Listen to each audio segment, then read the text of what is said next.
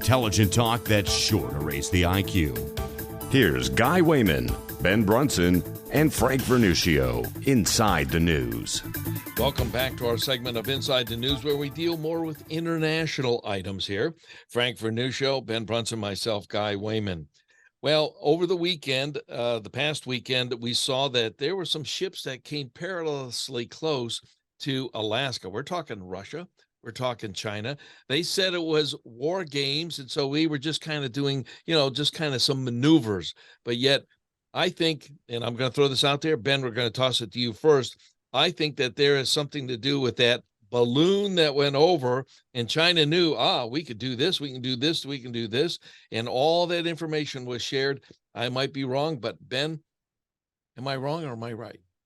Well, I wouldn't make a direct connection other than the obvious that we have a weak president, and China has imperial ambitions. I do a lot of reading, as you guys know, and I'm back on a kick towards the events leading up to Pearl Harbor, and I've finished a couple of books recently on that. And what's kind of interesting is that everyone knew in the 20s and 30s that a clash was coming between Japan and the U.S. Vladimir Lenin in 1918, of all people, gave a speech in which he said war between Japan and the U.S. over the Pacific was inevitable. So everyone knew what was coming. A lot of books were written about how the Japanese would open the war by attacking Pearl Harbor. But the same dynamics are in play right now. You have an imperial Japan back then. Now you have an imperial China dreaming of controlling the Pacific and controlling the resources in the Pacific. That's part of their 9-dash line, which is not only to push the U.S. Navy away from Taiwan, but it is to claim all of the expected huge amounts of natural gas that is sitting beneath the South China Sea. So they have all the same ambitions the Japanese had, and their economy's faltering now. Xi has declared himself a dictator. Capital is fleeing China. They have net capital outflows for the first time in 30 years hitting China. The yuan is under pressure. They have a lot of things being exposed. The unemployment rate for youth in China right now is over 20%. So there are a lot of issues going on in China. It is a very dangerous time. And yet we have two dictators, Putin and Xi, who have aligned themselves as an axis. That is why I circle back to an unrelated event in most Americans' eyes, the Ukraine war. It is why it is so critical. The Ukraine war is a proxy for how we're going to react to China, and China's watching. And if the West backs down, China takes the 1,000-year view. If the West backs down and stops supporting Ukraine and allows Russia to gain the upper hand as a result, believe me, that will be the green light for China as far as they're concerned. So it's very critical what goes on there.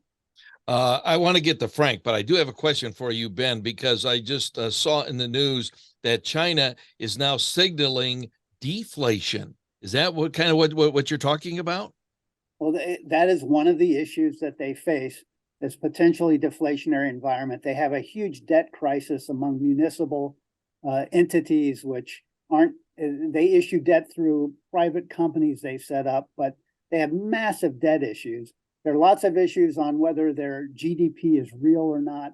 They have all sorts of issues impacting their economy at this point. The most important of which is, though, they've been living off of mass influxes of capital from Western companies over the last 25 years or so, and that has stopped. Most Western companies realize now that their Chinese operations are a net liability.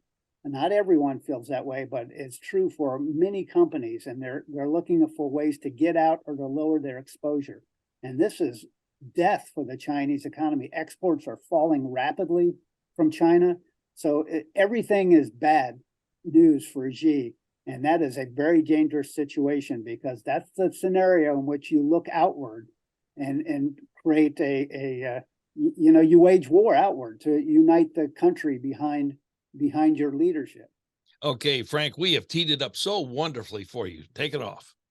Let's continue with Ben's theme of World War II analysis. There's only one portion of North America that was occupied by Axis forces during World War II. That was the Aleutian Islands.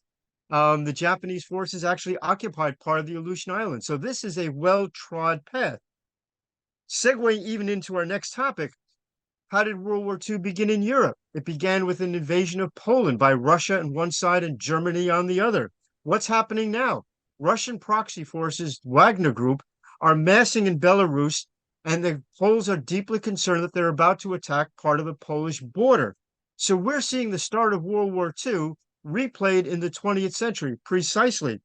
While all this is going on, while it is clear what the intentions of Russia and China exactly are, we continue to have a president in the White House who allows the Chinese to buy land next to military bases here in the United States, who has ditched the Trump-era anti-espionage measures, which try to hold back the Chinese espionage, who continues to present budgets to Congress, which undercut the ability of the military to respond to these threats. It is as negligent can possibly be. We are facing the start of World War III right now, and a president who is either asleep at the switch, or let's say what you were not supposed to say, apparently, which is that this is a president who is bought and paid for by our most dire enemy. Okay, we've got about a minute left. And Frank, I want to go back to you. We're going to put the education part in our Picking Up the Pieces segment, but I want to talk about, in the next 60 seconds, your nightmare scenario. Right now, we're looking at China, which I think is looking at how the West has slow-walked the delivery of essential armaments to Ukraine. Yes, we've given them a lot of money, a lot of weapons, but we've slow-walked it to the point where it hasn't really had the impact it would have had if we gave it to them in the beginning. China looks at this and believes that perhaps they can take Taiwan. They attack Taiwan. President Biden does nothing more than a token response and get some minor concessions from China as they walk into Taiwan. The press praises President Biden for this act of weakness, saying he kept us out of war. He's the peace president. How wonderful. Russia looks at this, realizes that this is a president who's not going to take the final step to win any battles, completes their conquest of Ukraine. The Europeans look at this conquest of Ukraine and the conquest of Taiwan and believe the United States has become a paper tiger. They begin to drift away from NATO. It's the nightmare scenario. America stands alone. Russia and China become triumphant throughout the world. And you said that they stand alone, and I said the cheese stands alone. Indeed.